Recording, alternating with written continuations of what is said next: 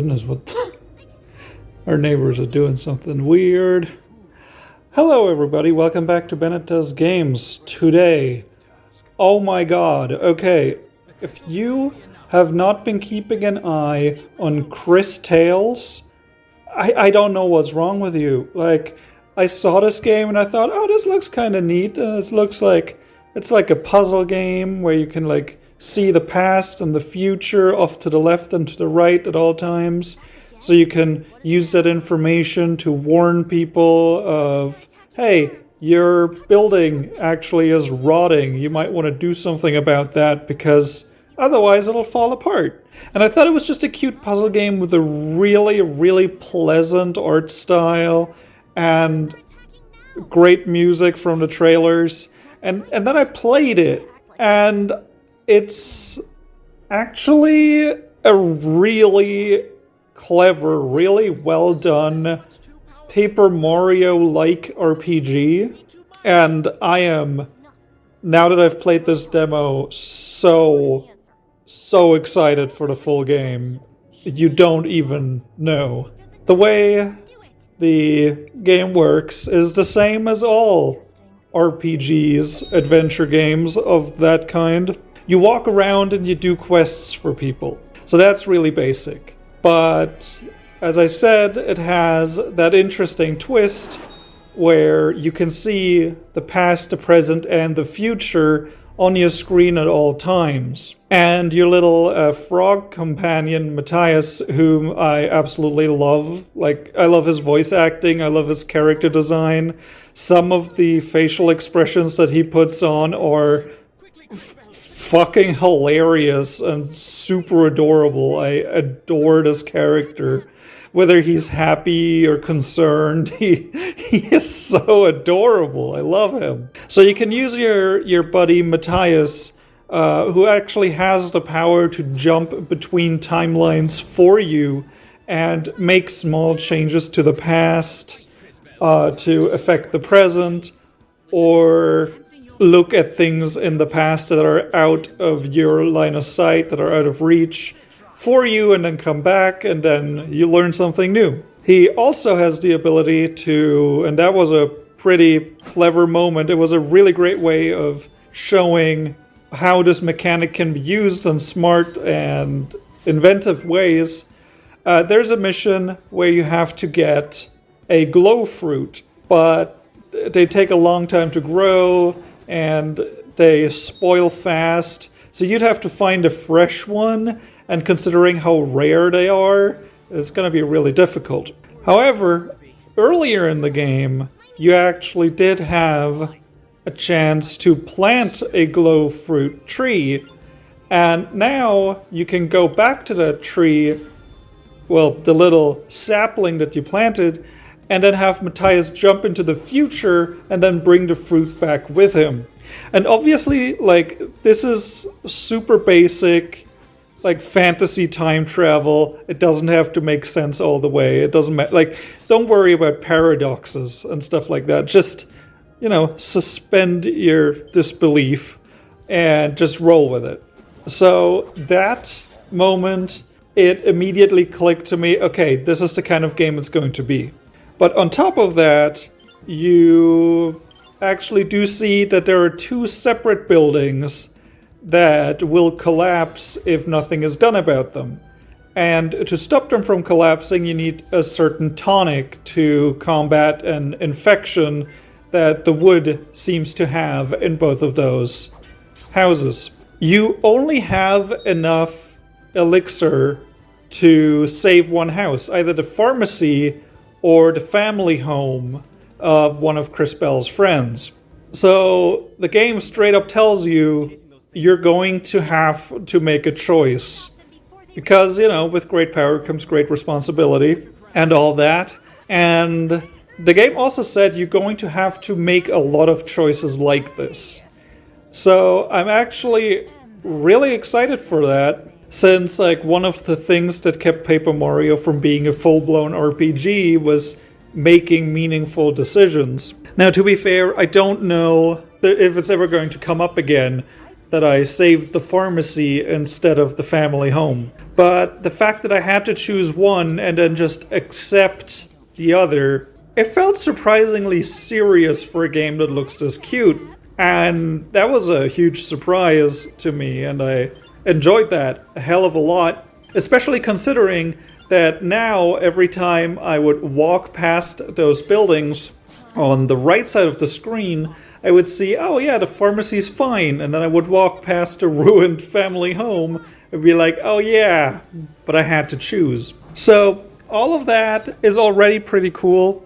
I also want to make sure to mention that, you know how like a lot of JRPGs are afraid of letting you figure out anything on your own? They'll be like, oh, where can we get a glow fruit? You should ask old lady about how to get a glow fruit. And then you have to go to the old lady and she goes, oh, I mean, maybe Jeff knows where glow fruit are. And then Jeff will tell you, oh, there's one near the lake where you planted the glow fruit tree. And then you go there and it's like, ugh, why did I have to do all these extra steps? The game does not force you to do that. And that's awesome. Because the game told me, hey, talk to the old lady about where you can get a glow fruit. But I instead was like, no, I have to try this out. I went straight to the glow fruit tree and I could just get it. The game didn't stop me at the city gates and went, no, I should ask the old lady before I leave. It didn't do that. The fact that like it has the option to hold your hand, but you can also skip past the annoying busy work if you already know what to do, if you've already figured it out, if you've played the game before. That is such a little thing, but it's so cool. It's such an annoying design problem that so many games have, and this game just doesn't do that. And that's awesome. Now, the art style is great. I have probably like 4 new waifus just from this game alone. The apothecary, the secretary, and the farmer are hella cute. Like it's a really good art style to find a new waifu. Let me tell you that. Mother Superior also has some things going on. All of that on its own, if it was just a like little point and click-esque adventure game, that would already make for a pretty enjoyable experience. Just using your ability to see the future and the past to solve people's problems. That already has tons of potential for really awesome moments. But the game is also an RPG. Now, by the looks of it, your party is going to consist of 3 characters for the majority of it. The footage that I'm going to be showing you here is from the Colosseum mode that they've included in the demo, which is an awesome inclusion.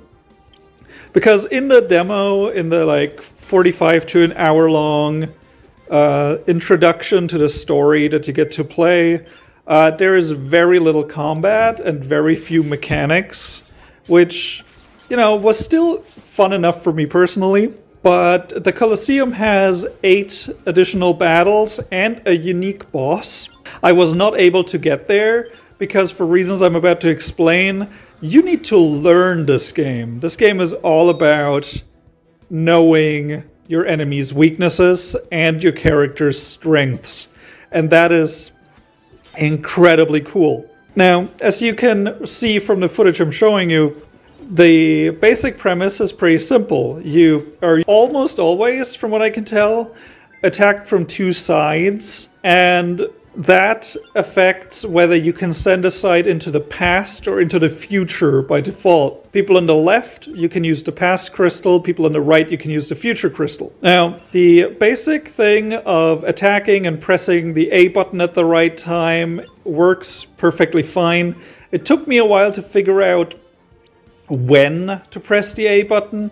I feel like a little like sparkle or a little flash would be nice for that. But, you know, you can learn it. It doesn't take too terribly long. You also have the option, or better yet, you probably just should do it. You should definitely not choose not to do it. To block enemy attacks, just like Paper Mario, where if you press the A button at the right time, you deflect a lot of damage. Like, I'm talking 80% of the damage, which is super powerful. And that works great when the enemy is using magic, like fireballs or lightning, which directly connects with your character and is very easy to time after a couple of tries. However, when the enemy uses their basic attack, they just swing their weapon in place, which makes it incredibly difficult to tell when you're supposed to press A to block. And there's a lot of trial and error involved with that. Again, I think having the option to add a little sparkle to tell you when to press the button would be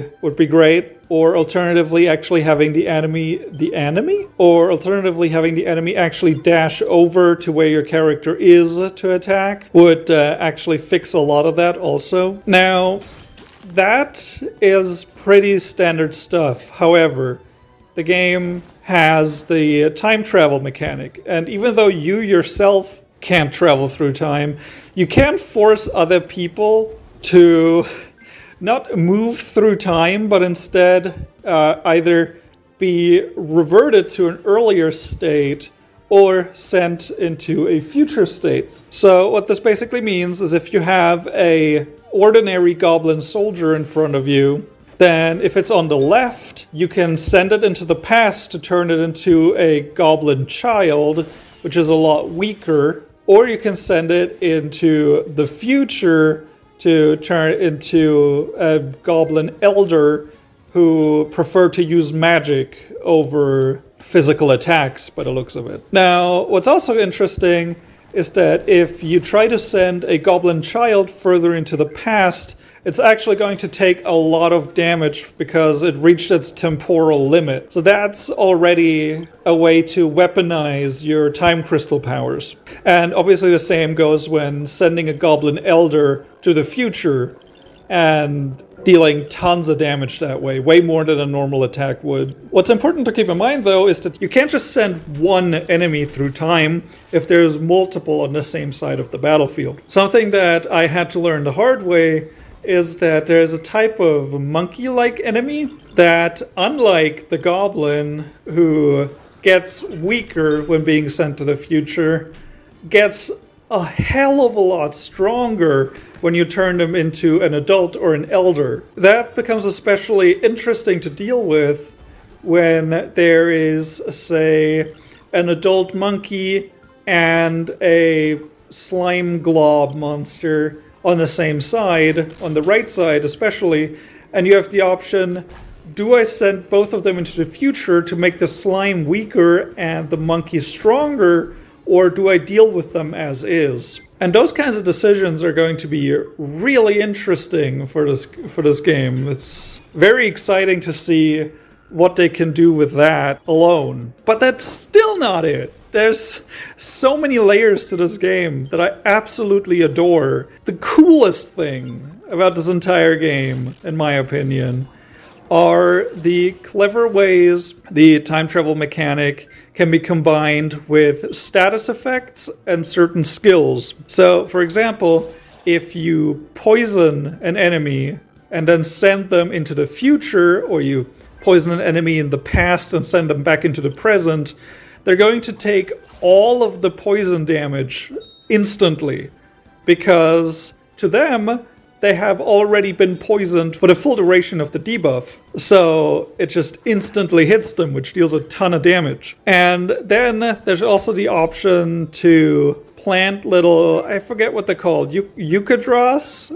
They're little mandrake plant monster creatures that Wilhelm can either throw at enemies to have a direct effect, like causing poison immediately, or that he can plant, which then, if you send that side of the battlefield into the future, the plant is going to grow and sprout and poison all enemies at the same time instead of just one. That's brilliant. I love that. That's such a smart way of handling this kind of time travel nonsense. The other thing that I absolutely loved about that was the first boss, or at least the only boss that you fight in the demo in the actual story segment, because unfortunately I couldn't make it to the end of Colosseum. It's really hard. Consists of two ogre ladies, I suppose,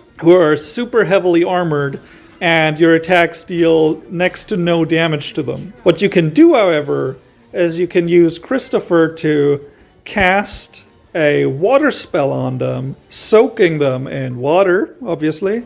And then if you send them to the future, the water is going to cause their armor to have rusted during the transition, weakening their defense drastically. And this kind of stuff, there's almost no limit to the creativity that the developers can put into place here. There's so much that they can do with that, and this game clearly oozes with so much love and style. I haven't even talked about how incredibly satisfying the combat interface is to use. Pressing in a direction and having attack and skill just pop out.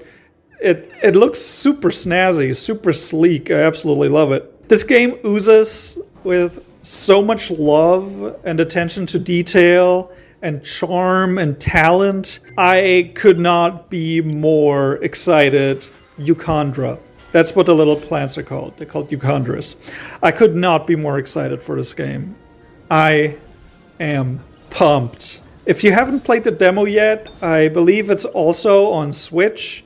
I played the Steam demo for this preview, and keep an eye on this game.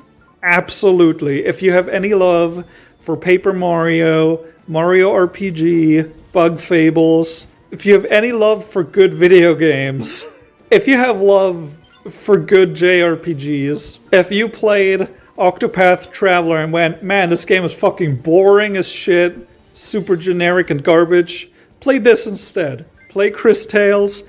It is the most creative, the most enjoyable JRPG I've played in years already, and that's just from the demo and the first 5 battles of Colosseum. I love what they're doing with this. I think it's gonna be incredible.